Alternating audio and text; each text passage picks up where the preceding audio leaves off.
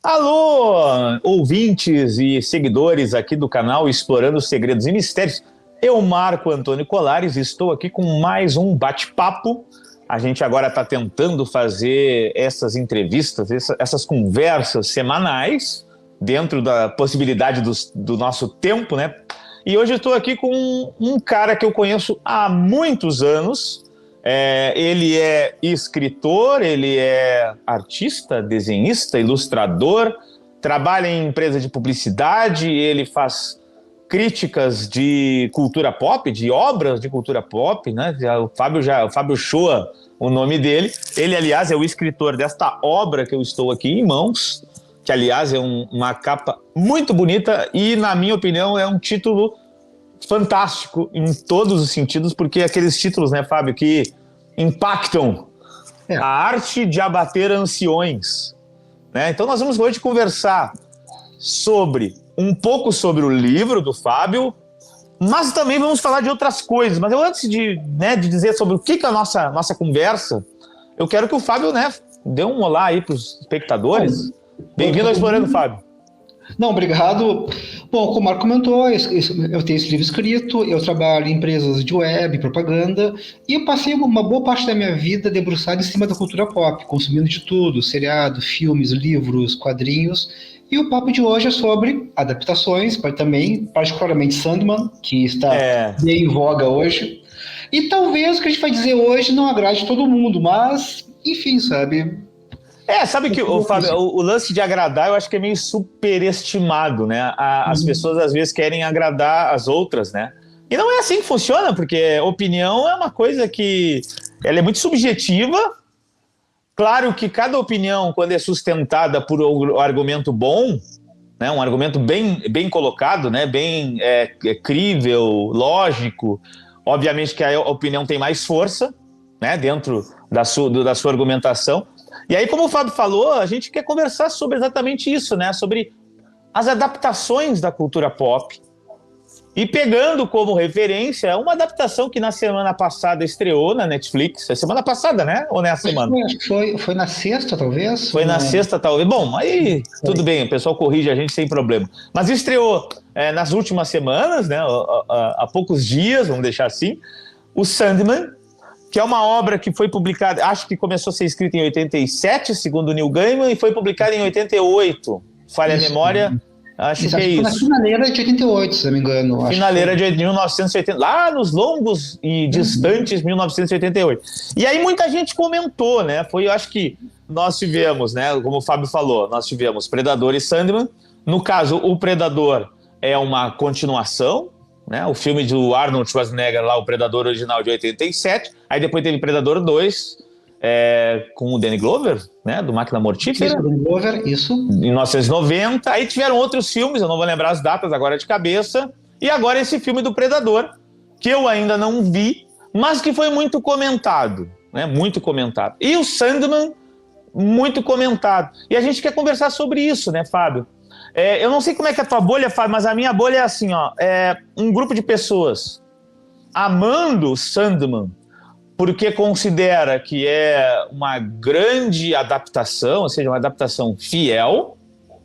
Então, falaram muito da fidelidade da obra. E um menor grupo odiando o Sandman, principalmente por causa das mudanças de gênero, raça e nos personagens do Sandman. A minha bolha tá assim, não sei como é que tá a tua. Olha, a minha bolha, o comentário em geral é: a espera valeu a pena. Os 30 anos de espera para vir o filme ou série, que teve vários projetos que foram e vieram, todo mundo tá, ok, está à altura. E tem uma minoria que está reclamando, como sempre acontece. Esse papo é muito velho já, sabe? Tipo, olha, meu Deus, fulano agora é negro, ciclano agora é tal coisa, e assim por diante. O que é uma coisa muito curiosa sempre, porque nunca parece que é uma análise sobre a obra em si, na verdade. Sobre o que é a série. A série que tu tá vendo, valeu a pena? Ou ela é boa apenas porque é tal e qual um decalque nos quadrinhos? Sendo que não exatamente, né? Que a gente vai aprofundar depois. Mas eu vejo isso, eu vejo uma reação assim, aliás, como tudo na cultura pop hoje em dia, né? tudo que sai, é uma coisa que eu acho até um pouco cansativa, na verdade. É a melhor coisa de todos os tempos, é a melhor série de todos os tempos, é o melhor filme de todos os tempos, é a melhor adaptação de quadrinhos de todos os tempos, e passou 2 semanas, ninguém mais fala daquilo. Parece que as coisas perderam o peso e a pertinência. Assim, nós somos até hoje Matrix, por exemplo, embora lá se vão 21 anos do filme, ou sei lá, 99, 99, 99, nós falamos... Bom, até hoje a gente fala de Star Wars ainda, né, cara? 77.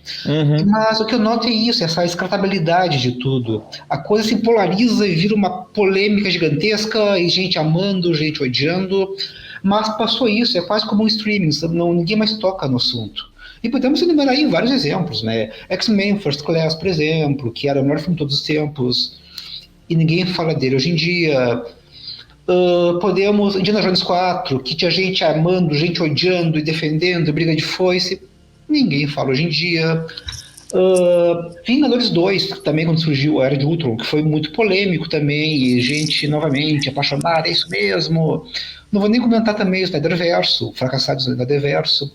Então eu noto que é muito isso, cara, existe essa característica muito polarizada, como tudo mais na vida hoje em dia, de cada coisa que surge, ela não fica, mas durante aquelas 2 semanas onde ela ocupa a pauta, ela é acalorada do debate, não existe um meio termo, existe uma crítica quanto aquilo. Ou tu amou, ou tu odiou, e não tem nada entre um espaço e outro. E sabe que parece, né, Fábio? A gente até comentava, parece e dá a entender com muita propriedade que a indústria cultural se utiliza disso, né? Bastou ter uma polêmica, né, dessas pessoas que se dizem de um lado progressistas e que querem ver o que é chamado de representatividade, como tem que ter na obra, representatividade como uma coisa importante, enquanto o outro lado diz que não, isso é lacração, isso não sei o que. Ou seja, quando tem essas disputas de opiniões em torno esses 2 grupos de pessoas que, na minha opinião, estão muito extremistas na internet, né? Uma opinião pessoal, espero que não tenha... espero que as pessoas entendam que é só uma opinião pessoal, mas enfim, eu tenho que dizer. Eu acho que é muito extremismo. E aí a indústria cultural, logicamente, né, ao ver que tem a polêmica e jogar com ela, porque muitas vezes os temas da representatividade é jogado lá de forma totalmente artificial, totalmente sem peso nenhum, como tu falou, e pá!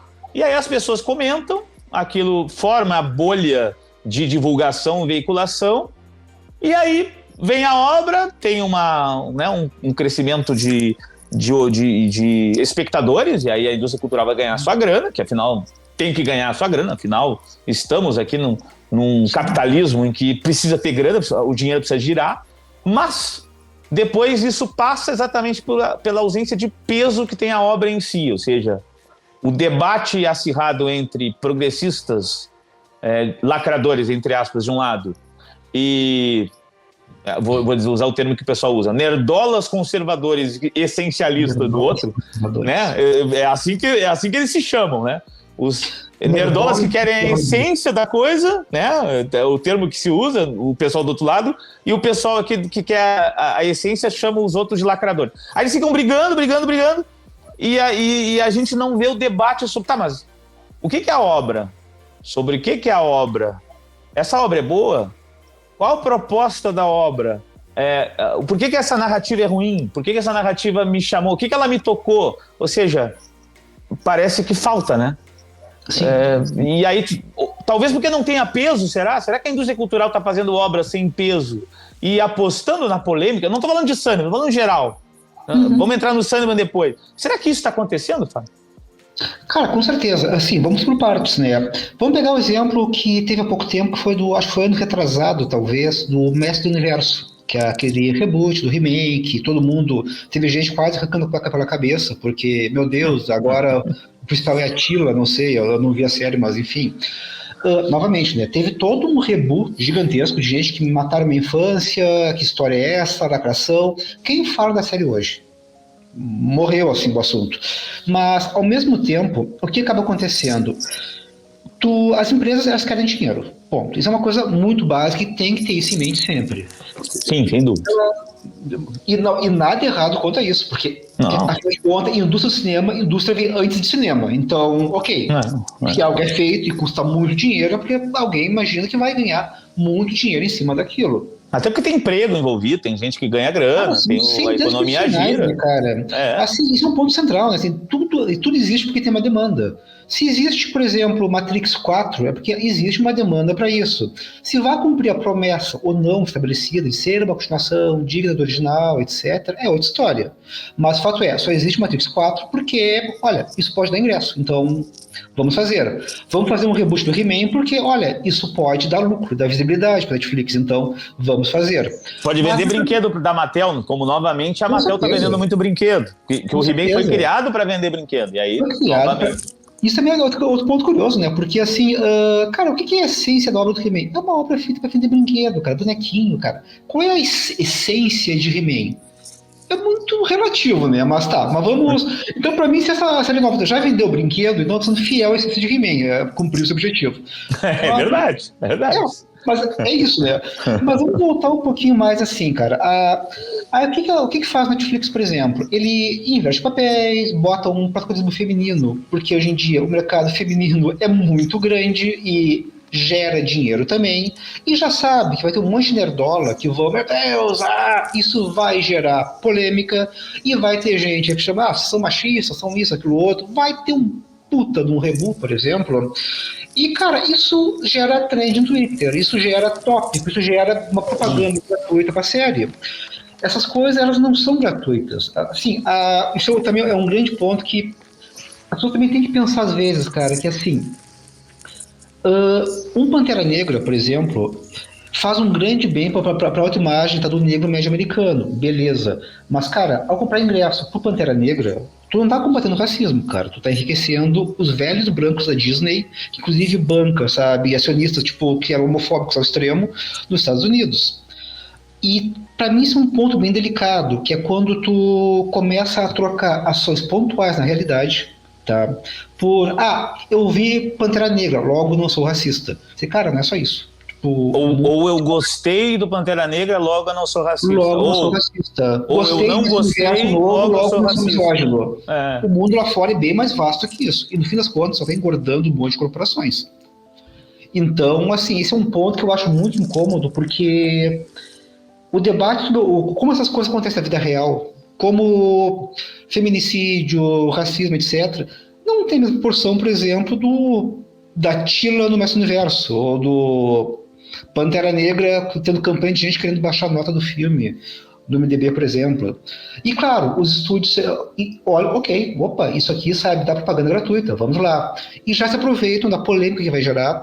E repara que sempre tem aquela pequena covardia, né? Por exemplo, tu transforma, por exemplo, um Peggy White em negro. Tá? Nossa, que absurdo! Mas não transforma o super-homem em negro, entende? Eles sempre vão naquela zona de segurança, olha. Até tinha uma tentativa de fazer um super-homem negro, aí gerou novamente uma polêmica. Aí o que acontece? Tu divulga a notícia antes para ver a reação e sabe, fogo e vamos então segurar. Que muitas vezes também acontece isso, tu joga a notícia antes para testar o que acontece. Assim como tem um caso muito emblemático, por exemplo, dos efeitos feios que a gente vê por aí, né? Que os estúdios jogam o efeito semi-acabado, vamos ver se vai passar, sabe? Tipo, aí se gera... Como aconteceu hoje com a Mulher Hulk. Mulher Hulk, Venom, o Sonic lá, assim, cada vez vai, sabe? Tipo... E se vira meme, já dão... Ou seja, basicamente a internet hoje é um modelo de teste ideal para tu testar o que pode fazer ou não, entende? Em vez de a gente enfiar a cara no fogo, vamos ver o que acontece primeiro. Mas, voltando a essa questão, por exemplo, do risco e representatividade, a gente estava comentando esses tempos sobre a questão do Luke Cage, por exemplo, né? Que é um personagem, assim, que embora tenha todos os estereótipos raciais do mundo, ele é um negro à prova de balas, é um negro ultra empoderado, é um negro que não leva desaforo para casa, sabe? Que bate um policial branco corrupto e não tá nem aí.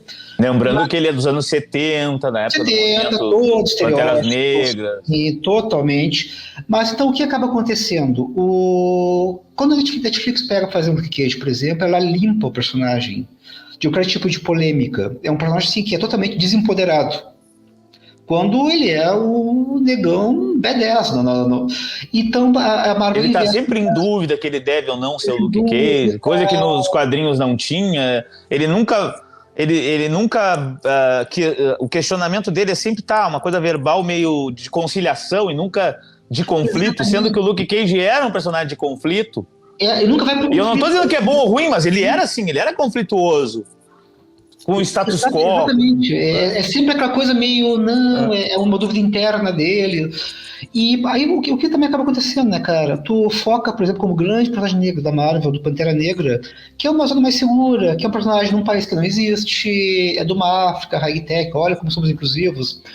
Porque, às vezes, tu investindo numa série do Luke Cage, por exemplo, a gente pode tocar num tema aqui que não interessa, que o acionista médio pode ir lá, opa, cara. É demais, cara. Daqui a pouco tá um Luke Cage batendo na polícia.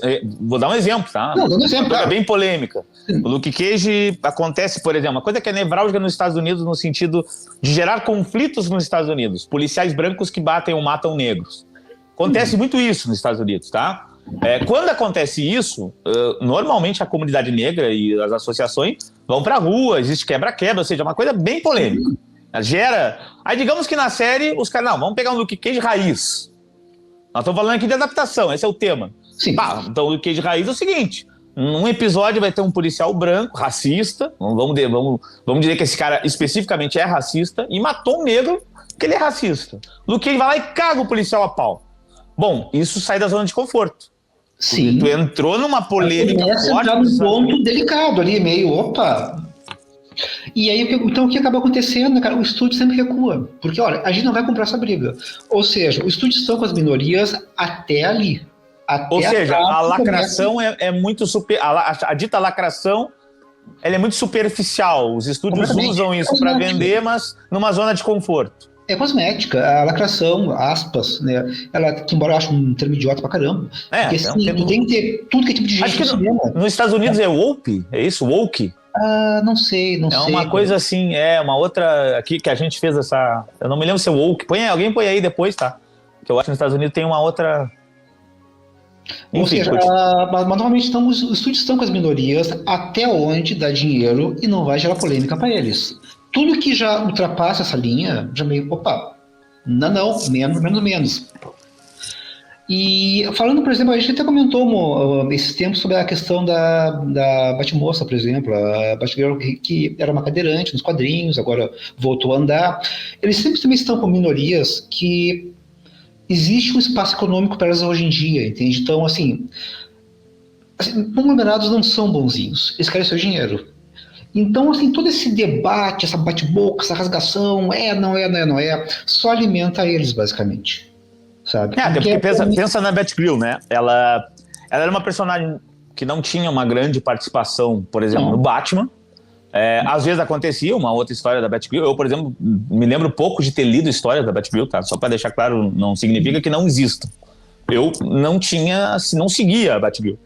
A minha lembrança mais forte da Batgirl é no Piada Mortal. Sim, quando o Coringa, né, faz aquela ação forte, né, de dar um tiro na coluna vertebral dela, ainda tira fotos, né, tirando a roupa dela toda ferida pro pai, para enlouquecer o Gordon. Uma brutalidade absurda. Uma brutalidade absurda, enfim. E a Batgirl, a partir daí, vira Oráculo, ou seja, ela vence a limitação dela, se torna uma pessoa, né, com necessidades especiais, como se chama, cadeirante, e ao mesmo tempo continua relevante como ela nunca foi antes. Ganha uma relevância como um apoio do Batman, da polícia, do Gordon, enfim, como Oráculo. De todo mundo, basicamente. Ela ganha um peso. Só que como a comunidade cadeirante deve ser uma comunidade economicamente muito pequena, né? Poucas pessoas em comparação a, sei lá, outras, entre aspas, minorias, os caras simplesmente, voltou a andar. Volta a ser a Batgirl. E também tem um ponto fundamental aí, né, Marco? Que é o seguinte, essa mudança dela virar Oráculo, por exemplo, é orgânica, sabe? Não foi uma coisa, temos que cumprir aqui, sabe, o que o Excel manda. Na verdade, sabe que esse é um ponto importante, Fábio. Aqui nele, por exemplo, que eles, olha, vamos revalidar ela, quem sabe? Sim. Esse é um ponto importante que tu fala, sabe, Fábio? Porque assim, o pessoal que critica a dita lacração, o pessoal que critica a representatividade, eu, particularmente, tenho a minha opinião que a representatividade é uma coisa que é impossível barrar. Ou seja, Eu não tenho né? E nem se deve, evidentemente. Desde os anos 60 tem essa demanda por grupos minoritários, principalmente nos Estados Unidos, e aí se espalha pelo mundo. E aí esses grupos aparecem mais no cinema, na cultura pop. Tá, a partir daí eu acho que é inexorável que apareçam mais personagens, mulheres, negros, enfim, gays e etc.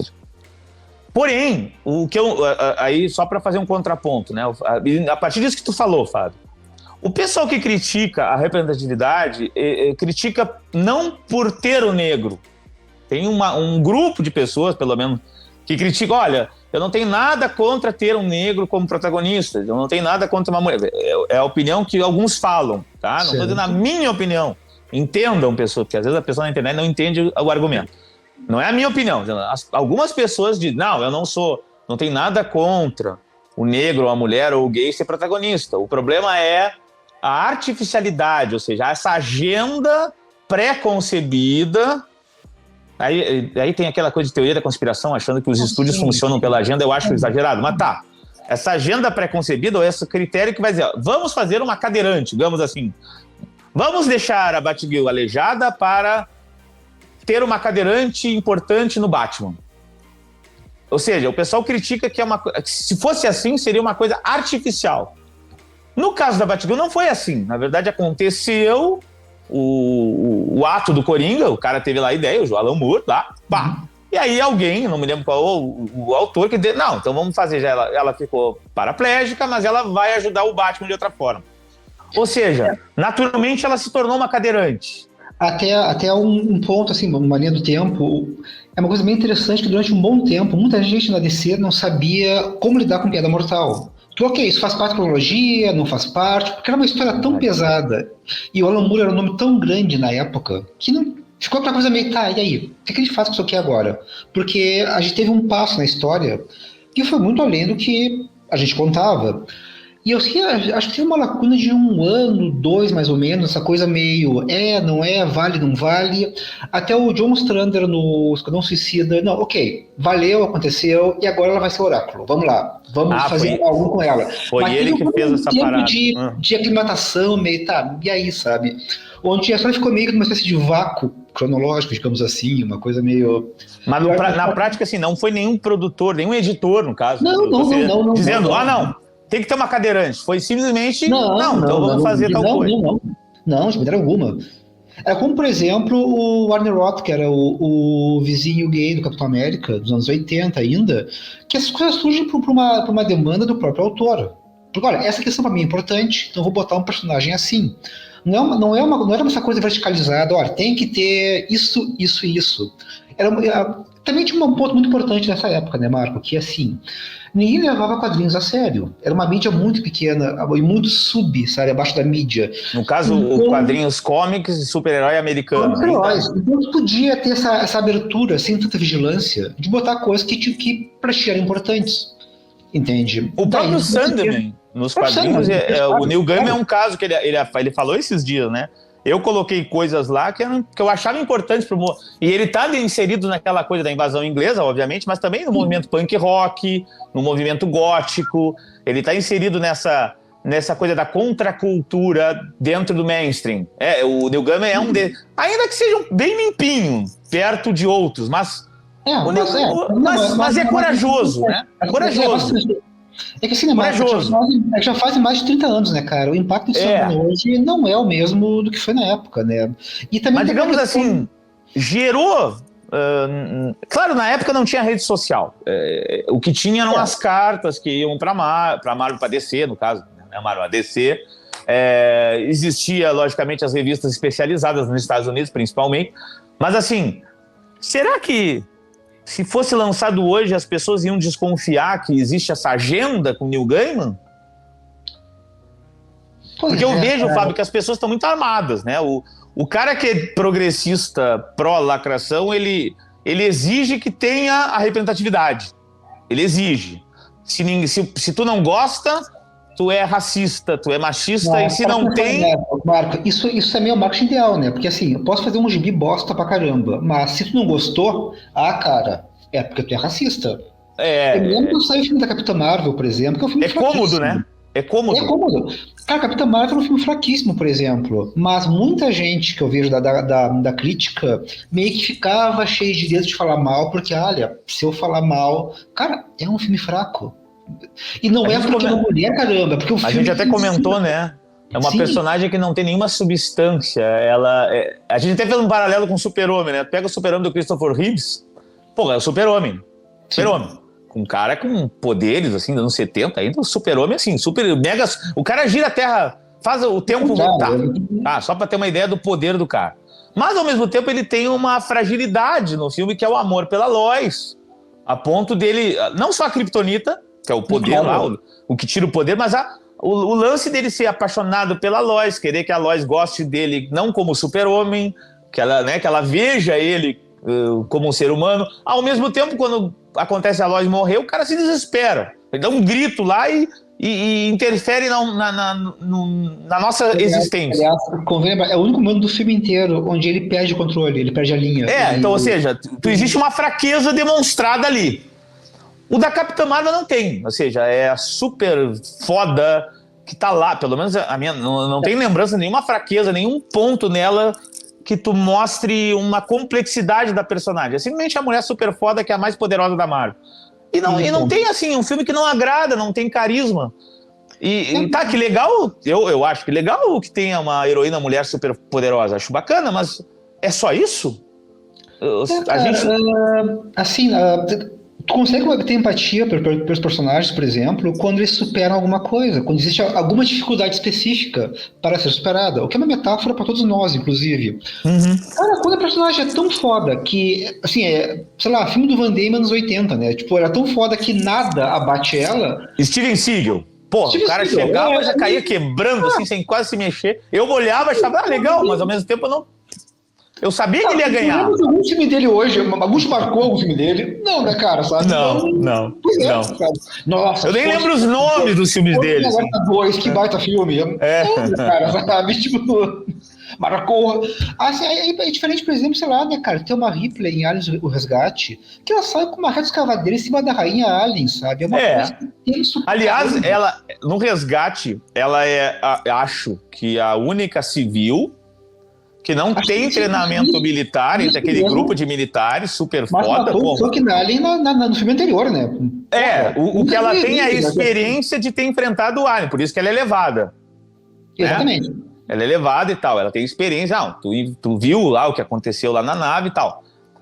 Cara, ela vai lá e soca a rainha com aquela máquina que ela não sei se ela aprendeu a usar. Ela soca a rainha, mas o filme inteiro tu tem segurança contra ela. Tá, será que eles vão subir? Todo mundo vai escapar vivo no final? Ela consegue, não consegue? Exato. Ao mesmo tempo que ela soca a rainha, ela tem substância. Então, ou seja, tu tem ali a mulher com poder, com coragem, mas ao mesmo tempo também com mais camadas do que se fosse qualquer coisa genérica. Cara... E a gente não ficava nessa coisa louca de ficar debatendo, meu Deus, essa mulher aí, botaram só pra a agenda... Imagina, matou um alien, que absurdo. A gente literalmente estava, pelo menos eu me lembro assim, Fábio, a gente conversava sobre essa coisa de cultura pop lá nos anos 90, e a gente cagava pra isso, do tipo... Cara, pra nós não era uma questão. O Alien 1 e 2 eram dois putas filmes, pra nós não era uma questão, nossa, tem uma mulher que não era um ponto pra gente, era uma coisa, era um filme muito bom, ponto, e bastava nisso. Mas quanto à questão que tinha levantado, cara, da agenda, etc. Cara, vamos lá. Assim, o nome da agenda hoje é não ser o novo Jack Kirby, basicamente. Porque o que acaba acontecendo? Vamos pegar, por exemplo, o Jack Kirby tá aqui, criou várias coisas pra Marvel, e saiu da Marvel, brigou, e a Marvel ficou com tudo, que era dele, do Stan Lee também, por tabela, e nunca teve direito a porra nenhuma.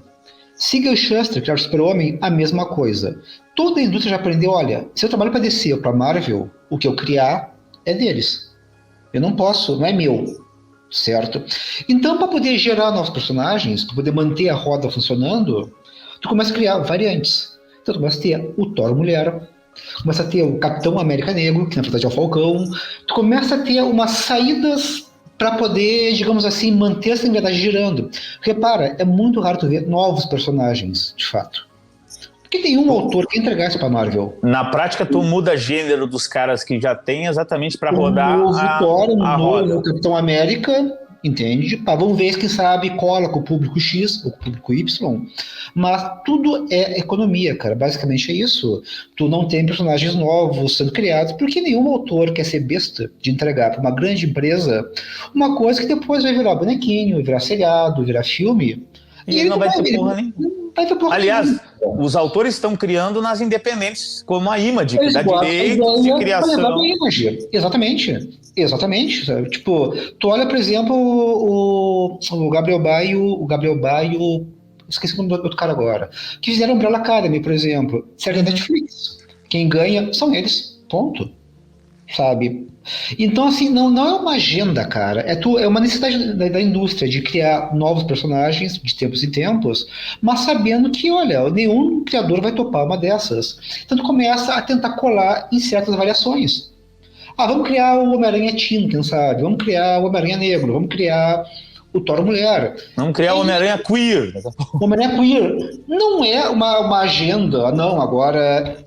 no fim das contas, tudo é economia, sabe? Até pode ter, né, um criador, pode ter um produtor, um editor que pode querer essa demanda e até discursar em torno dessa demanda. O discurso vai estar lá, o cara vai discursar numa entrevista. Não, porque eu lembro sempre a produtora do Star Wars, que fez todo o processo todo aquele processo da desconstrução do episódio 8, que muita gente criticou por desconstruir algumas coisas que estavam, né, paradigmáticas no Star Wars e tal, e um amigo meu, um amigo nosso, sempre diz assim, não, essa produtora aí que tem essa coisa de agenda e tal, pode até ter, eu acho até que pode ter, daqui a pouco a mulher realmente ou acredita na parada, ou ela é um discurso que ela usa para chegar ao público.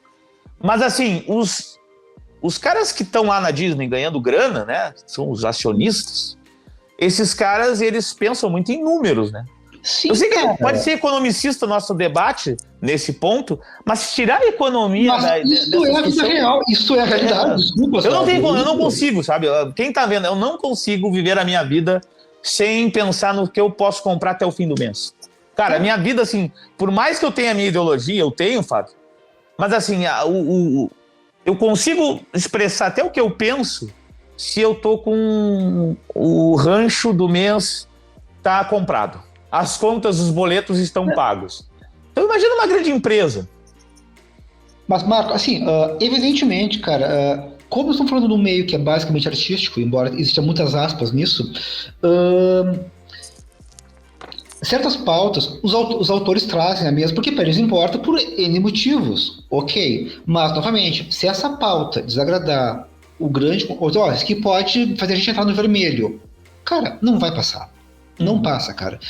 Tanto que tu tem várias ideias cortadas, por exemplo, ao longo do caminho, porque chega lá, o acionista, não, isso aqui é muito... Vamos voltar para a questão do Luke Cage e do Pantera Negra, sabe? Novamente. Não, a gente não vai até aqui não, cara, porque assim, tu só consegue ter... Repara uma coisa bem curiosa, cara. Tu só consegue ter, por exemplo, dois grandes marcos, tá, dos filmes de heróis, por exemplo.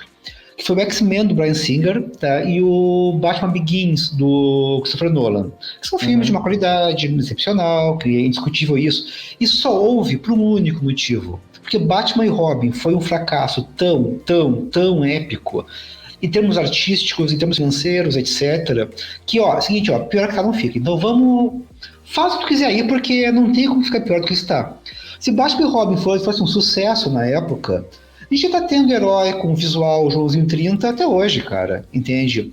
Então parece que tu só consegue injetar alguma vida em alguma coisa quando aquilo está praticamente morto. Quando o que houve antes foi tão devastador em termos de estrago da indústria que, olha, cara, ok, traga tuas ideias, vamos ver o que a gente consegue fazer a partir daqui. Aí vamos dar esse toque pseudo-realista, ou, né, como seria um herói na vida real, sabe que isso aí é tudo também um jogo retórico pra cacete, mas enfim, aí, não pode ter colante no X-Men, por exemplo, isso aí não fecha, não, vamos botar couro, aí cria, então, o Batman tem que ser mais sinistro, mais como era mesmo, aquela fase lá do Batman, Frank Miller e tal. O Bryan Singer, cara, na época do X-Men, por exemplo, que ele cismava por lá, mas ele instruiu os quadrinhos.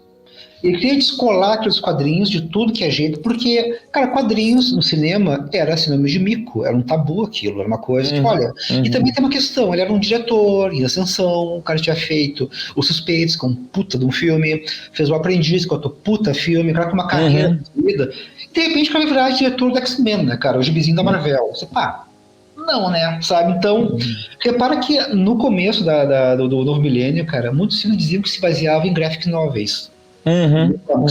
Tá entendendo? Era modo de descolar daquilo, de não pegar aquela pecha Batman e Robin que vinha por tabela, que era visto como uma coisa muito kit, muito cafona, tudo. Então, muitos autores no começo, até tem uma coisa que eu acho de uma coragem muito grande, que foi o Sam Raimi no Homem-Aranha, que Sam Raimi, sim, porque ele pegou o visual retrô. E assumiu, não, isso é gibi mesmo, isso é quadrinho, e é isso aqui, cara, e pá, sabe, não...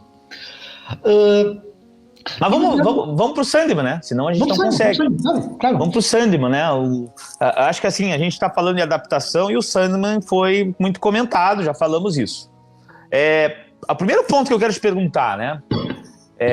Pra gente até falar um pouquinho do teu livro, não podemos esquecer, né? Mas o primeiro ponto que eu quero te perguntar, Sandman, na tua opinião, assim, olhando agora de longe, né, o que tu leu de Sandman, do Neil Gaiman, lá nos anos 80, início 90, sobre o que é o Sandman? Assim, bem resumido. Bem resumido, o Sandman é uma novela muito longa, sobre a transformação de um imortal, onde ele começa a se humanizar cada vez mais, e nessa humanização leva ele à morte. Para mim, basicamente, o arco, não sei se era a ideia do Neil Gaiman desde o começo, imagino que não, porque quando tu começa num título, tu não sabe quanto tempo ele vai durar. Calhou de Sandman nas graças da crítica, claro, e dura bastante tempo. Mas, para mim, assim, o arco que atravessa todas as histórias, que tem aquele fio costurando umas às outras, basicamente é esse. Essa questão de, olha, para um imortal, tu te humanizar é a morte, basicamente. Tu não... Mesmo que tu eu tenho a mesma leitura. Tá? Claro que junto a isso tem uma série de coisas místicas que ele traz. Ele é muito erudito, ele traz relações humanas não convencionais. Ele mexe muito com isso. Mas o centro, eu penso assim, tá. Aí tu tem um personagem que é um perpétuo, que é um cara que tem, me parece, no quadrinho, uma indiferença muito grande naquele início. Ele tem, mas as coisas vão aos poucos acontecendo na expressão dele. Mas é uma profundidade muito grande. O Marcos que tu trouxe, lembrando que ele é um perpétuo. Ou seja, se tu muda, tu não é mais um perpétuo, né? Aquela coisa não é mais imóvel, entende? Ser perpétuo significa exatamente isso, né? Além de viver eternamente, tu mantém amarrado aquela função que o universo te legou. Qual é a função? Mestre dos sonhos. Aí tu tem o desespero, tu tem o destino, tu tem a morte, cada um tem uma função. Bom, esse cara então tem uma expressão de um perpétuo, e aos poucos isso vai mudando, e o que vai levar a isso que o Fábio comentou. Ponto. Pô, é de uma riqueza do caralho, tá? É uma riqueza interessantíssima, é um quadrinho muito bem articulado, o Neil Gaiman tem uma poesia muito grande também. Tem uma poesia muito grande, ele é um bom escritor. Tá, o quadrinho fechou. Levamos pra série que a Netflix tá colocando. Aí o pessoal diz, não, essa série é muito fiel, ela tá perfeita no quesito, tem textos no original ali, tem tomadas que são baseadas em quadros dos quadrinhos tal e qual, por exemplo, o Sandman deitado no círculo com a máscara, daquele jeito meio fetal, né, lembra? Sim. Tem lá, e muita gente, não, é fiel aqui, ó, tá seguindo o texto, tá seguindo o enquadramento. Tu tem a cena que ele pega o carinha na mão lá, né? O carinha lá o filho lá pega igual, até alguém botou hoje, igual, parece, porra, mesmo enquadramento. Tá. Isso é fidelidade? A fidelidade tá aí, isso é uma boa adaptação. Bom, peguei dos quadrinhos, cenas dos quadrinhos, peguei o visual do cara, o mais próximo que eu consegui, cara, o mais próximo seria o cantor do The Cure, que eu sei que foi baseado dentro. Mas peguei o carinha lá. Não dá, tá gordo, inchado, não pode mais, então tá velho. Isso é uma boa adaptação, na tua opinião? Então, depende de quem responde a pergunta, né, cara? Porque assim, ó, o que é uma boa adaptação, tá? Se eu te perguntar, pro estúdio, é uma adaptação que gere frutos. que seja longeva, que tenha franquia, que isso parece que deixa... E tá dando certo, porque o pessoal tá comentando e parece isso, que vai ter o segundo. Tá. Para a Netflix, então, é uma boa adaptação. Para o autor, embora seja envolvido, mas a gente sabe que ele não apita muito, porque ele tem muito cara de David Goyer, que é o outro showrunner junto com ele. Cara, assim, ó, o Gaiman é um cara complicado de pegar declarações dele, tá? Porque ele é um cara que joga o jogo, entende? Ele nunca vai dizer, achei uma bosta, cara. Ele não é o que nem o Alan Moore que chuta o jogo. Não, é exatamente o oposto do Alan Moore nesse sentido. Ele é o cara que é o cara gente boa, beleza, tô aqui, né? Quer vender, quer ganhar a grana dele, tá curtindo. Que tenha 18 temporadas mesmo, beleza. Assim, cara, em termos de essência, tá, eu acho que a riqueza do que ele escreve claramente não está na série. Mas vamos por partes, né? Porque o que acaba acontecendo? Sandman surgiu em outro contexto, em outra indústria, em outro mercado. É uma obra que tinha um certo desconforto ali nas entrelinhas, chocava às vezes para algumas coisas ou outras. E a série me parece muito domesticada, cara, sabe? Me parece muito Sandman da Netflix. Ou seja, o que é um Sandman da Netflix? A Netflix é uma empresa que faz coisas com pouco orçamento, certo? Rápidas, rápida, correndo contra o relógio sempre, e essa pressa e baixo orçamento transparece para mim em cada frame da série. Tu até pode botar a mesma angulação, a mesma coisa, mas tu tem aquele CGI genérico, tu não tem uma riqueza visual naquilo, tu tem atores que nem sempre são atores bons nos papéis-chave, não tem peso, ou seja, são atores que estão fazendo um teatrinho de escola, estão declamando o texto da série, tá? Mas o modo como é encenado, cara, é muito pobre, é muito apressado. Então, mas, novamente, se perguntar para o fã hardcore, ele vai dizer que é uma boa adaptação, porque a frase que ele leu no gibi está lá. Porque o ângulo da cena e a cor também está lá. Mas talvez a essência não esteja lá, entende? Entendo. Então, não, eu isso no fim das contas. Eu não só entendo, como eu não acho que é uma série ruim. Não, de maneira alguma. De modo algum, tá? Eu acho que é uma série... Uma série com problemas grandes. Mas eu acho assim, uma série que tu senta... Como o texto base é muito bom, na minha opinião, sim. E como eles foram fiéis no que eles puderam ser, no aspecto textual... a mesma opinião que eu tenho de Watchmen, com todos os defeitos do filme, mas não vou entrar no Watchmen. Mas assim, tu vê lá um pouco do texto do Moore, lá do Dr. Manhattan... Tu vê algumas coisas do Rorschach lá, que é o texto do Moore, que é muito bom. O Sun é a mesma coisa. Tu vê coisas legais porque o texto base é muito bom. Vamos lá, Marco, assim, pegando, por exemplo, o 6º episódio, que é o mais falado, que aparece, que junta das histórias do Rob Golding e da morte. O episódio, ele é muito bom, realmente. Só que ele é muito bom, mas ele é muito mal encenado, cara. Assim, os cenários são pobres, sabe? Os cortes, tudo é meio mal feito, é meio produçãozinha B, entende? Contudo, o texto salva, porque o material base é muito bom, como comentou. Não, eu penso igual, assim, mas eu vejo, assim, um ponto que a gente conversou em off, e eu vou trazer pra cá, junto a isso que tu fala, né, que é o pobrinho, falta de maior profundidade. O exemplo que o Fábio me deu, e eu acho que é perfeito para o meu ponto, assim, que eu quero colocar. Por que eu acho que a série poderia ser muito melhor? E apesar do texto base, ela não é. Além desses elementos que o Fábio colocou, que é feito rapidamente, um CGI que eu acho, às vezes, um pouco feito, né, a moda louca, é uma série que subestima, como sempre, o público.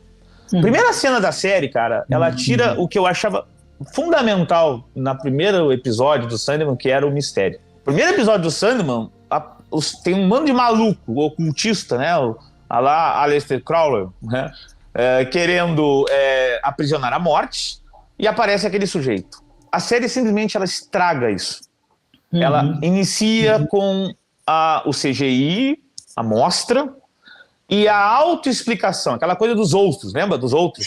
Que explica 200 mil vezes que eles estão mortos.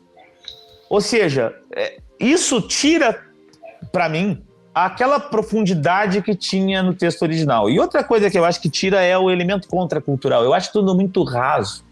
Eu acho tudo muito superficial se comparado com o texto original. Não pode comparar mídias. Pode, eu acho que pode comparar mídias. Até pela diferença.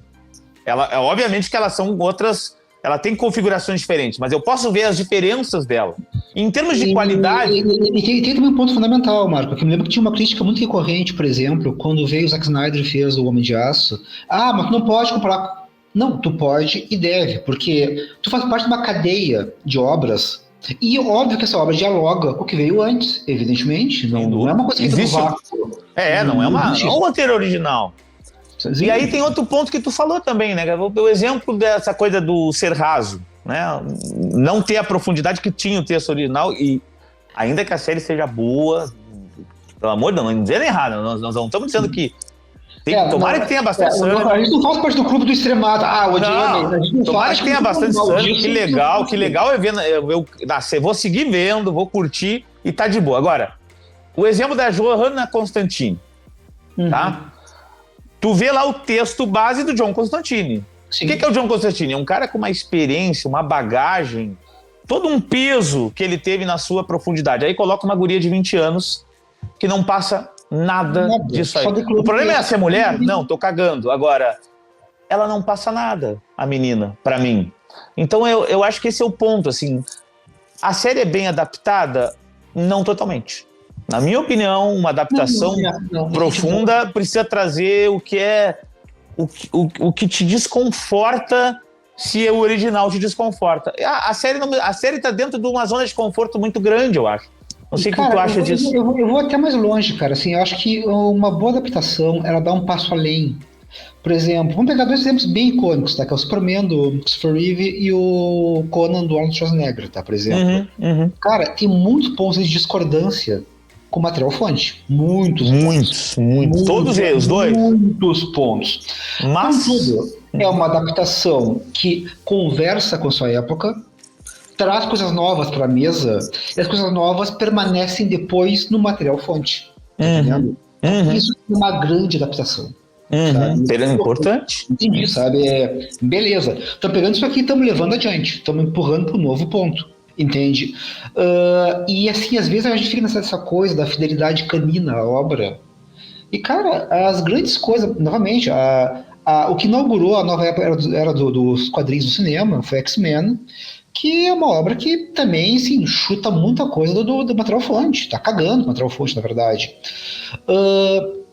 Primeiro esse filme um pouquinho mais adulto nesse sentido, que foi o Batman do Nolan, que foi o X-Men 2 do Singer, mesmo caso. Tu tem gente que traga coisas novas na mesa, até para as coisas poderem seguir adiante e respirarem. Eu acho que o exemplo que tu dá do Batman do Nolan, o Cavaleiro das Trevas. Sim. O Cavaleiro das Trevas do Nolan, ele tem o nome do Cavaleiro das Trevas do Frank Miller, ele tem aquele apelo da verossimilhança, ele tem um apelo da brutalidade, de como a corrupção tomou conta, que tá lá no Cavaleiro das Trevas, do Frank Miller, a corrupção tomou conta, as gangues tomaram conta, ainda que o Batman esteja atuando, mas ele trouxe uma coisa nova. O Coringa tá lá com o aspecto de... Toda a cena que tá o Coringa, tu fica muito... Não é o Coringa dos quadrinhos, a gente conhece. Não é o Coringa dos quadrinhos, mas mesmo assim... Tudo bem, assim, ótimo, sabe? Beleza. Tu traz aquela coisa do... Tu traz o elemento do Coringa, dos quadrinhos, que é... Esse cara é muito louco, ele é muito perigoso, ele é muito foda, eu tenho medo dele. O que esse cara vai fazer? Mas, ao mesmo tempo, é uma premissa totalmente diferente do Coringa dos quadrinhos. Sim. Toda a base filosófica robesiana, né? É uma coisa meio robesiana, né? O Coringa é assim, né? Um dia eu fiquei louco porque alguém fudeu a minha vida, então eu quero provar que um dia fudido, todo mundo pode cair e essa moralidade é falsa. Porra, ele trouxe uma coisa nova, mantendo elementos do Coringa, que é o medo que o cara tem daquele sujeito louco, que é foda pra cacete, mas indo além. E uma coisa muito importante também, é um filme que já dialogava com a sua época, no fim das contas, coisa que o Sandman não faz. Ele tinha muito a ver com 2008, aquele momento de paranoia terrorista nos Estados Unidos. Exatamente. O que é o Coringa? É terrorista médio, meu Deus, eu não sei quem esse cara quer me matar, mas não entendo porquê. Não sei de onde vai vir o crime, não sei de onde vai vir o terrorismo, não sei de onde vai vir a ameaça. E o único modo de acabar com isso é eu sacrificar a privacidade dos cidadãos, entende? Assim, Assim como a gente comentou também em off, que o Superman do Reeve também dialogava muito com a sua época. Porque ele tinha uma América que estava liquidada pela heroína, que estava, sabe, pós-Vietnã, pós-Watergate. E tem aquele filme otimista onde tem um cara que fala: Lois, eu nunca minto. Se até o presidente americano mente, o Super-Homem nunca mente. São filmes que dialogam com o seu tempo. Eu não vejo fazer isso, por exemplo. O Sandman, não, ele tá pegando só, então, na tua opinião, um material base, tá fazendo adaptação superficial, mas não está dialogando ele faz um cosplay, né, cara? Ele pega uma questão plástica apenas, olha, o mesmo diálogo e é o mesmo enquadramento e as mesmas cores. Mas tá, cara, mas isso é um cosplay, sabe? Isso não tem um motor nessa obra, entende? Não, sabe? O motor tá morto aí dentro. E será que isso está acontecendo em outras obras, Fábio? Tu acha que essa coisa do cosplay, por um lado, mudanças de gênero e tal, para atender demandas ou para ganhar dinheiro com novos públicos, tá. Por outro, vamos tentar manter uma essência superficial, ou seja, vamos ser cosplay da coisa. Será que isso está tirando um pouco do peso das obras? Cara, eu acho que o ponto é outro, assim, ó, vamos voltar um pouquinho atrás na conversa, tá? Vamos pegar a questão de essência e adaptação. Por exemplo, vou pegar 2 filmes, tá? Que é o Juiz, com o Stallone, e o Juiz Dredd com o Karl Urban, que é de 2012, eu acho. Cara, e vamos pegar também outro exemplo junto com esse, tá? Vamos pegar o Conan do Schwarzenegger e o Conan do Jason Momoa, certo? Tá. Em termos de essência, o Juiz do Stallone conversa melhor com o Juiz do Juiz Dredd dos quadrinhos do que o filme do Karl Urban, porque ele tem um senso de humor naquele filme, ele tem uma certa sátira que o filme do Urban não tem, ele é uma coisa meio terroide, assim. Enquanto, por sua vez, o Conan do Momoa é mais próximo do Conan dos quadrinhos, do Conan da literatura, dos quadrinhos, etc., do que o filme do Schwarzenegger. No entanto, tanto o Juiz Dredd do Karl Urban como o Conan do Schwarzenegger são infinitamente melhores do que o filme Stallone e o filme do Momoa. Ou seja, a gente entende uma coisa: proximidade com a essência da obra não quer dizer uma obra melhor, certo? A gente volta então para outro ponto, que é o seguinte: então o que torna uma obra melhor? O que torna uma obra melhor, provavelmente, é visão do autor, tá? É um diretor que traga algo para aquela obra. Olha, vai ser assim, vai ser assado, é assim que eu quero. No caso do Batman, a gente citou o Nolan. No caso de outro baita filme de heróis também, que é o Logan, por exemplo, a gente tinha uma visão do Hugh Jackman, mas não, eu quero dar uma despedida digna pro personagem. A gente tinha uma visão aí que orienta naquele caminho. Que, aliás, o único filme do Wolverine que tem uma substância. Uma substância, um baita filme, inclusive, sabe? Então, assim, o que eu acho que não é a questão de adaptação, ser fiel ou não ser fiel, cara. O que eu acho é que existe poucas vozes na indústria, vozes próprias da indústria. Não existem poucas, elas não têm liberdade porque como é muito dinheiro investido, como um filme de heróis custa em média 180 milhões, pá, não vamos deixar fulaninho fazer o que bem entender, porque, pô, né, se dá uma ruim, entende? Porque também tem um detalhe, o Spielberg já tinha vaticinado nesse sentido. Eu tinha comentado que, olha, gente, esse modelo da indústria atual, de tu gastar 250 milhões num filme, é um modelo que não tem vida longa, porque basta 3, 4 fracassos sucessivos para tu fechar um estúdio. Tu fecha um estúdio médio. 100 anos.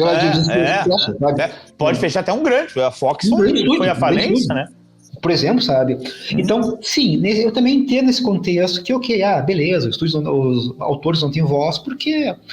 né? Tipo, tu tem que ter muito sangue frio para entregar 200 milhões para um cara e dizer, ó, cara, faz o que tu quiser, eu vou assinar o cheque embaixo, entende?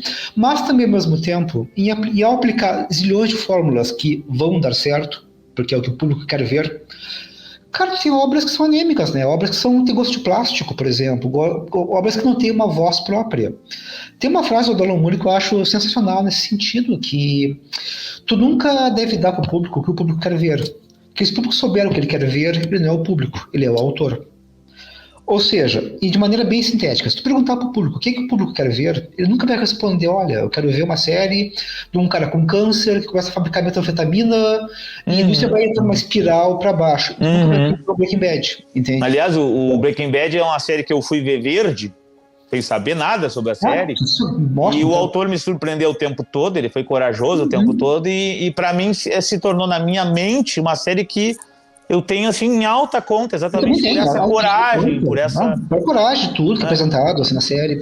Mas então, entendo o dilema, né, cara? Porque assim, ó, óbvio, eu sempre prefiro ver coisas que tem uma voz própria autoral, que bote na banca, vamos lá, sabe? Porque também tu tem chance de ser coisas novas daí, coisas novas, vivas e instigantes. Mas também, ao mesmo tempo, eu não sou o dono do estúdio, né, cara? Eu não sou eu botando 200 milhões, tá, vai lá, Marco, faz o que quiser. Então, mas eu também... tem que ter esse equilíbrio, porque o estúdio precisa de grana, ele precisa pagar as contas e não ter prejuízo, então ele precisa ver o que o público quer, ele precisa fazer as pesquisas de opinião. Esses estúdios, eles fazem pesquisa de opinião o tempo todo, eu imagino. O tempo todo. Né? E aí vai ver assim, você quer ver um Thor mulher, aí provavelmente tenha uma pesquisa que dá o sim para ter o Thor mulher, e aí a partir daí eles levam essa ideia provavelmente para os roteiristas. Ou seja, achar que as coisas são feitas apenas por uma ideologia que quer igualdade no mundo, eu acho um pouco infantil demais, cara. Não, o mundo é pragmático, cara. E o mundo, assim, não vamos longe, né, cara? E repara que tudo que a gente citou aqui de obras que tem mais potência, por exemplo, elas nascem das cinzas. Ou seja, a gente citou o Batman do Nolan, que veio pós-Batman e Robin, por exemplo. Outro exemplo que teve disso também foi o próprio Logan. Teve 2 filmes péssimos, que foram muito mal recebidos, foram um fracasso de crítica também. Então, ó, vem cá, vai vir agora o 3º, né? Então, esse... o próprio Thor Ragnarok, ele vem... Ele é um anti-Thor 2, ele é um anti-Thor 1. Era uma coisa séria, e chamaram aquele maluco lá pra fazer. O Ragnarok teve uma boa resposta, e aí agora o novo tá tendo muitas críticas, talvez porque... Eu não estou dando a minha opinião, mas está vendo muitas críticas, talvez porque tenha passado do ponto para algumas pessoas. Não sei, não vou entrar no mérito, mas o fato é que tem um anti-Thor 2 ali no Ragnarok. Assim como o Superman do Bryan Singer. Se o Thor 2 fosse um sucesso, tu ia ter um Taika Waititi sendo chamado? Não, né, cara? Tu ia chamar o cara, manter um bonde andando, vamos lá, sabe? Claro. O outro exemplo, Fábio, o próprio Superman do Bryan Singer, não, do Snyder, é um anti-retorno.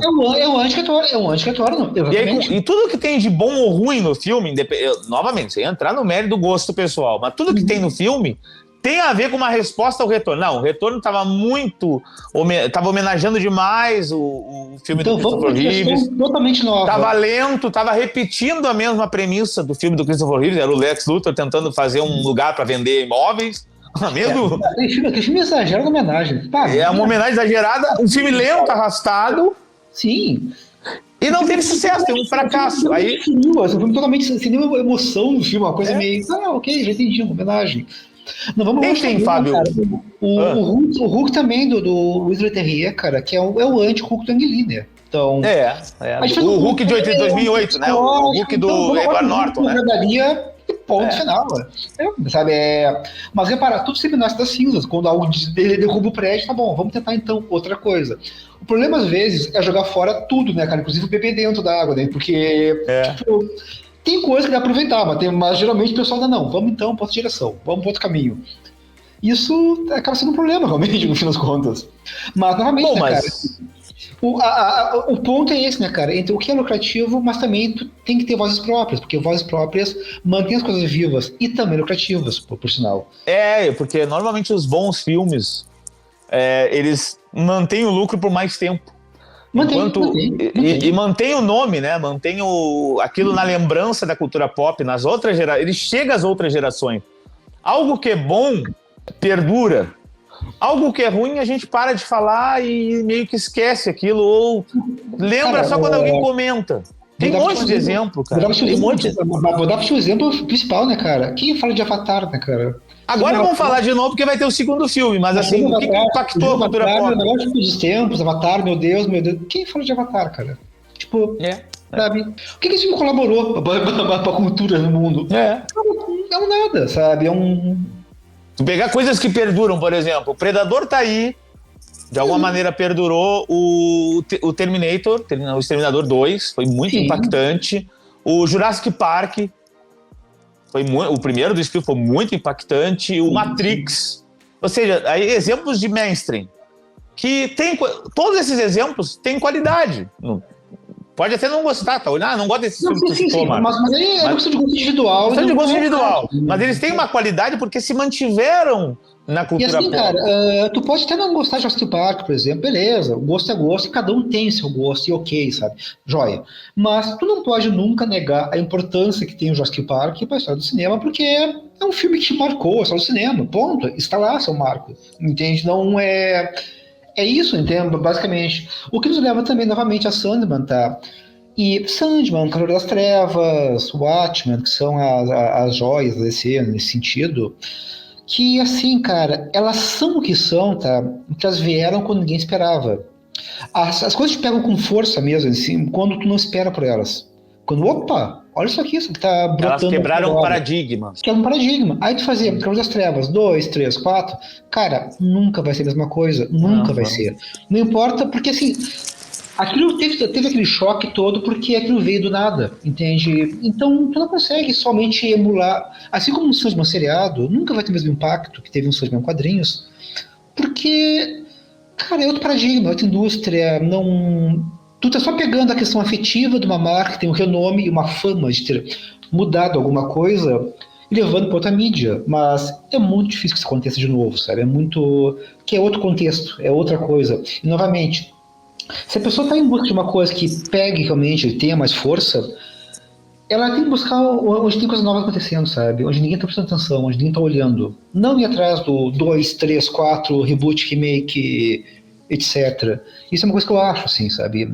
Porque... Tu vai ser odiado por muita gente, mas tudo bem, né? Faz parte. Tudo bem. Eu não estou preocupado com isso.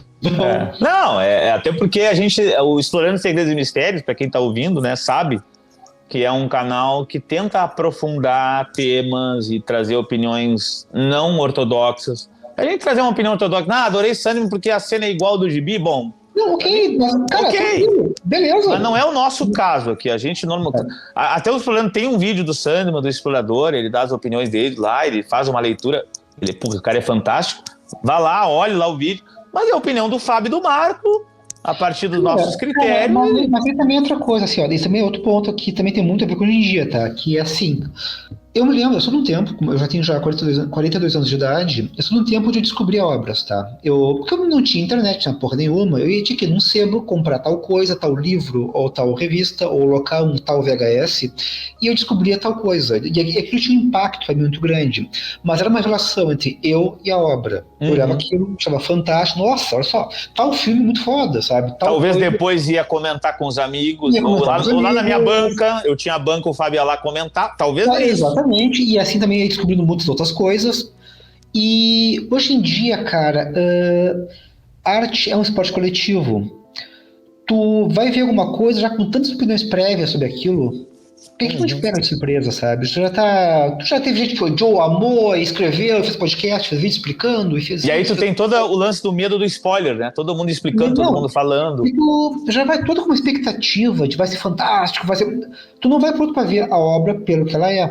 E, novamente, a relação entre tu e a obra, ela é sagrada, sabe? O que tu achou, o que tu tirou dela, cara, é teu, sabe? Não te influencia pela opinião do Fábio ou do Marcos, quem é que seja. Se tu tá amando... Claro. Cara, é isso aí, velho. Vai lá, vê a temporada 2, 3, 4, 5, seja feliz. E de boa. A minha irmã nunca leu o Neil Gaiman, cara, ela tá amando a série, ela tá adorando, ela tá achando a filosofia legal. Então, pô, show! Eu falei pra Mariana, né? Mariana. E é isso, assim. É um ponto muito complicado de toda a crítica que eu vejo, né, cara? Parece que toda crítica tem implícita em si a vontade que as coisas sejam diferentes. Eu queria que essa obra não existisse. Não, a obra é o que é, sabe? Assim como eu não gostei de algumas coisas, vai ter gente que vai amar isso e tudo bem, sabe? Eu defendo mais do que nunca uma extrema pluralidade em artes, em todos os aspectos. Isso implica também, não é uma pluralidade do meu próprio umbigo, é uma pluralidade de ter coisas com as quais eu não vou dialogar, eu não vou gostar, e é isso que torna o mercado de arte vivo, isso que torna as coisas renovando toda hora, e tudo bem, entende? Mas cá entre nós, eu acho que Sandman é uma obra para tu ler quando é adolescente, que isso te marca para sempre, depois... E eu vou torcer para que tenha, vou torcer para que dê certo, vou fazer as críticas. Ok, beleza, e sejam felizes, quem gostou se abrace, beleza, e é isso aí mesmo. E vamos aqui um pouquinho aqui do livro, Fábio. Sim. Tu lançou, né, a Arte de Abater Anciões, aliás, eu adoro o título, obviamente que Anciões, no caso Lovecraftiano, está em alta, o Fábio não está fazendo apologia a assassinato de velhinhos. E é um livro de contos. Nos fala um pouco, só rapidamente, assim? Então, tá, vamos só um aspecto curioso, tá? A arte o nome original do livro é A Arte de Matar Anciões, era mais forte ainda. Contudo, durante a preparação dele, tá, veio o Covid-19 e começou a morrer muitos idosos. Tá, pô. Se eu tangenciar o lançamento, cara, isso vai dar um ruído de comunicação muito grande. Por que isso não foi pensado? Fora o contexto que tem a ver com o livro, ele também, bom, se tu passar por isso, tá, de uma fileirinha de livros, vai chamar atenção. Então eu mudei para a arte de abater anciões, porque, bom, abater tem algo a ver com tu abate algo inumano, tu não abate seres humanos, por exemplo. Então, essa é a troca, tá? Ok. É um livro de contos, tá? De contos curtos, assim, porque eles foram feitos para a internet, geralmente, que é um lugar de atenção, ela é bem escassa. E eu tinha muita creca, por exemplo, com a questão Cara, a internet é assim, por exemplo, vamos supor que alguém feche o Blogspot ou feche tal site. Tudo que está ali teu desaparece para sempre e ninguém nunca mais vai saber que isso existe. Então eu quis juntar todos os contos e amarrar todos eles num livro que fosse bonito de ter em casa, inclusive com arte do Eduardo Argug, que é um grande amigo meu, um colega meu de trabalho, um baita de um artista plástico. Tá muito bonito mesmo. Tem a arte muito bonita dentro também, assim, vale a pena. E assim, como nós estamos falando aqui um tempão, cara, de adaptações e obras, essa coisa, tá? Cada obra que a gente vê, a gente assiste ou lê, é uma busca pela obra original, aquela obra que nos impressionou, que nos deu aquele, nossa, que do caralho isso. A gente busca isso a vida inteira. Esse livro, no caso, é eu escrevendo sobre as coisas que eu acho legais pra cacete, as coisas que eu gosto muito, assim. E no meu caso, particularmente, quais são as coisas que me interessam em arte? Ideias novas, tá? Novos conceitos, novas ideias, coisas que ampliem e coisas que falem alguma coisa sobre a condição humana. Se tu vai tirar algo dali que te sirva pro resto da vida, que legal, cara. Maravilha, sabe? É a tua pegada Ray Bradbury. Totalmente, eu adoro o Ray Bradbury, cara. Tipo, o Ray Bradbury é um autor, né, cara, que assim, eu li ele na minha infância, né? E marcou muito, assim, que ele é um autor pulp, que ele tinha uma pegada poética nos contos dele, que eram conceitos lindos, assim. Hoje em dia, se tu vai ler algumas coisas, parece muito açucarado, mas eu li na idade certa para isso, naquela idade que te marca, que tudo pega com ferro e fogo, assim. Então, assim, esse livro é uma maneira de manter viva as coisas que te alimentam, sabe? No meu caso, manter viva a minha relação com Bradbury, por exemplo. Tem também no livro Os Anciões de Lovecraft, por exemplo. Tem muitas referências a séries que eu adorava, como A Linda Imaginação, que eu achava fantástico. Incrível, assim, também, sabe? E também tem muito a ver com essa questão que, às vezes, eu acho que tá um pouco em falta, de tu ter uma espécie de ideias plurais, de conto com uma ideia diferente, outro conto com outra ideia, outro conto com outro conceito, tu não pegar um conceito só e ficar ordenhando aquilo infinito além, sabe? Mas tu ser generoso, esparramar ideias, vamos lá, sabe? Isso aqui agora é tal coisa, isso aqui agora é tal coisa. Então, assim, um conto que eu fiquei muito orgulhoso do resultado final dele, eu gostei bastante. E tem uma coisa que eu achei uma grande recompensa, cara, nele, que foi a questão de muitas pessoas vindo falar comigo sobre os contos, e muitas são marcadas por alguns contos, e sempre são contos diferentes. Eu penso, nossa, que legal, sabe? Tipo, porque às vezes tu acha que vai ter esse conto aqui que é o carro-chefe, vai ter essa história aqui que ela é o carro-chefe. E não, sabe? As pessoas são marcadas por pontos diferentes. Bom, ok, então algo eu fiz direito. Eu acho que consegui fazer alguma coisa que seja mais ampla, assim, que toque as pessoas em algum nível. E também tem muito essa questão da arte, que é da estranheza da arte. Que eu me lembro quando vi, por exemplo, Arizona Nunca Mais, dos irmãos Coen. Pô, adoro aquele filme. Eu adorei aquele filme, cara. Ele era tão estranho, tão, tipo, esquisito. E aquilo ressoou muito em mim. Mas do nada aparece aquele motoqueiro. Do nada, motoqueiro. Do nada, uma coisa gratuita. Maravilhoso, assim. Mas são aquelas coisas que ressoam em ti de uma maneira que nem tu entende muito bem. E as pessoas que responderam aos contos, que reagiram e entraram em contato, eu acho muito legal que é o mesmo ponto, assim, sabe? Elas são tocadas por coisas que nem elas entendem muito bem, mas que pegam elas com muita força nesse sentido. E eu fiquei, que legal, cara, sabe? Tipo, então, assim, nós temos contos que aparecem os anciões, por exemplo, Lovecraft, mas de uma maneira diferente. Aparecem vírus que comem palavras. Aparece um pai de família que resolve virar um carrasco no bairro porque está entediado, então começa a montar um cadafalso de enforcar pessoas. Tu tem um cara que se comunica, no caso, com o futuro, ele enterra coisas, garrafas de vinho falso, ele recebe moedas do futuro. Tem vários conceitos sendo trabalhados no livro, assim, sabe? Tipo, tu tem caçadores de fantasmas no espaço, que são pessoas que captam ondas sonoras, que ondas sonoras se propagam para sempre. Então tem pessoas que montam canções a partir do que elas pegam no espaço, por exemplo. É um livro que me agrada muito, assim, cara. Novamente. Eu lendo ele, não li todo ainda, eu leio paro, porque eu estou fazendo uma tese de doutorado, né? Mas assim, é muito tu, assim, é muito. Eu conheço tu há muitos anos, né? Sim. E aí conheço a tua escrita e conheço tuas ideias. Conheço aquela tua pegada. Eu lembro que tu me apresentou não só o Bloodbird, tu me apresentou Patrulha do Destino, por exemplo. Sim. Que tem esse estranhamento. Eu adoro isso também, né? E tu, mais conceitos. São conceitos jogados e estranhos, mas ao mesmo tempo dialoga com questões do ser humano, né, de sentimentos humanos tão simples que estão em nós e com o estranhamento da coisa, né? Por exemplo, sei lá, Patrulha do Destino, um homem robô o tempo todo, né, tentando não ser visto daquela maneira, sei lá, por exemplo, tá? Não ser visto só como uma máquina, tá? Coisa simples, né, de um cara que, aquela coisa da síndrome do Pinóquio, mas assim, no teu livro também tem muito isso, assim, sabe? Muitos conceitos que tu joga e que são totalmente diferentes do usual. É mais ou menos como, em certa medida, como Lovecraft e os carinhas do horror cósmico fizeram com o horror gótico. Eles saíram do usual. Eu não estou entrando no mérito da qualidade. Não, sim, mas deram um passo além. Mas deram um outro passo pro horror, né? Pro terror, enfim. Eu não vou entrar no conceito de terror e horror, que aí a gente não para. Mas deram outro passo. Tinha aquele terror básico do vampiro, lobisomem e tal. Eles mostraram, não. Existem outras coisas que podem te causar medo. O Fábio faz muito isso. Tem coisas fora do usual. Lembra muita coisa meio heavy metal, né? Das revistas, né? Das narrativas da heavy metal, mas com uma qualidade muito grande e com um humanismo que o Ray Bradbury tinha. Então eu acho que vale a pena ler, assim. Acho que muito a tua cara. E é uma coisa muito importante, Fábio. Uma coisa que quando é honesta, a tendência é ser boa, né? É muito honesta a obra. Então, cara, só pegando do teu ponto, assim, né? Uma que eu falo coisas que importam pra mim, que não poderia escrever de outra maneira, só posso falar sobre o que me interessa, o que me importa pra mim como pessoa. E o estranhamento me interessa muito, porque o que é estranho a nós é forte, marca, aquilo não vai embora da memória tão cedo. Kafka tem muito disso, por exemplo. Aquela coisa, nossa, sabe? Tipo, aquela coisa que tu não sabe nem como reagir muito bem àquilo, por exemplo. Isso é uma coisa que falta, né? E muitas coisas que eu vejo hoje em dia, esse estranhamento, sabe? Aliás, o Sandman não tem na série. O Sandman não tem isso.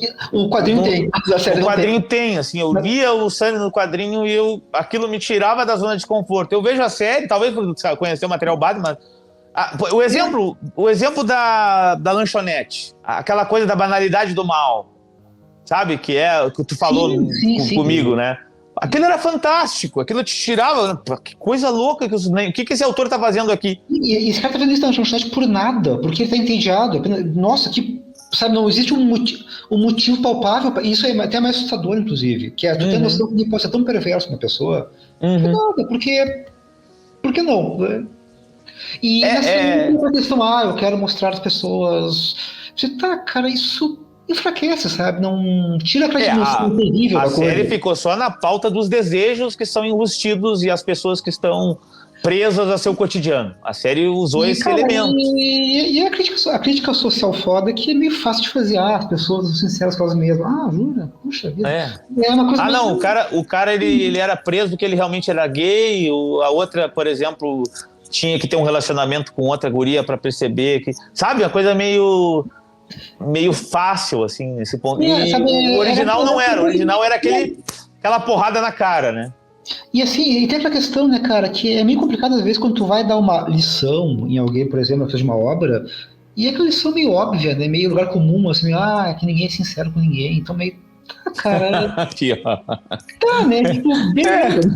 Aquela coisa do natureza humana. O homem... natureza humana, puta vida. Pessoal, né, ninguém é sincero com ninguém. Ok, obrigado por avisar disso, cara, eu não sabia. Eu tive que ver esse episódio pra poder entender isso, obrigado, cara. Tipo... mas voltando à questão do estranhamento, né? Então assim, tem estranhamento, mas só o estranhamento por si só, ele não vale de muito, porque ele é só um choque, alguma coisa. Então também tem outra coisa junto com isso, é quando o estranhamento tá a favor de tu contar algo da tua vida para a pessoa, da tua experiência como ser humano para a pessoa. E se a pessoa puder pegar isso e levar para sua vida com alguma utilidade, legal. Se não, legal também, tá tudo jóia, tudo ótimo. A vida segue. Ou seja, é a obra que tenta dialogar com a pessoa, não tenta dar o que tu quer. Mas tenta, vamos ter uma conversa agora, cara, vamos lá, sabe? Tipo, basicamente é isso, né? Então... Pô, parabéns, cara. A gente tá estourado de tempo. Eu agradeço pela tua presença aqui. Eu agradeço, foi muito bom o papo também, né? Vamos ser odiados pra caramba, mas tudo bem. Vamos. O pessoal da progressista lacradora, entre aspas, tá? Vai nos odiar porque vão dizer que a gente está sendo racista, machista, homofóbico, etc. Aspas e ok. E a gente não fez nada disso, porque em nenhum momento a gente teve nenhuma coisa contra existir. Não, de maneira alguma, cara. Assim, e o pessoal que... Eu acho que realmente que a pauta da diversidade, cara, tem que chegar num ponto onde ela não importe mais. Mas não importa, é tão comum que não importa. Não importa se o cara é chinês, negro, branco, asiático... E o mundo é assim, o mundo é diverso. O mundo é assim, então, enfim. E o pessoal que é essencialista, que quer ver a obra tal e qual e que a gente não entende nada. Aí vem o cara assim, vocês não entendem nada de cultura pop, cara, uma coisa subjetiva pra cacete. Eu só mando o cara que é a essência da coisa, traição. Então vai ver o gibizinho do Conan 70 e vai ver o filme de Schwarzenegger, cara. Vai comparar um pouco. Vai ver o filme dos anos 60 e vai ver o filme do... É totalmente diferente, cara. Então vai ver, cara. Faz favor. Ainda que tenha aquele ponto, né? Os dois têm aquele ponto legal dos personagens, que é o Superman, é o cara bonzinho, que quer ser o exemplo, e o Conan é o cara brutal, que ainda tem aquela coisa do bárbaro. Mas com outra leitura e tá bom, né? Sabe? Então, assim, agradeço. Comprem, vale a pena, não é só porque o cara é meu amigo, acho que uma obra muito honesta e com aquele toque que os Explorando Segredos e Mistérios gosta muito, né? Que é o mistério, o estranhamento, o horror, obviamente com tentáculos.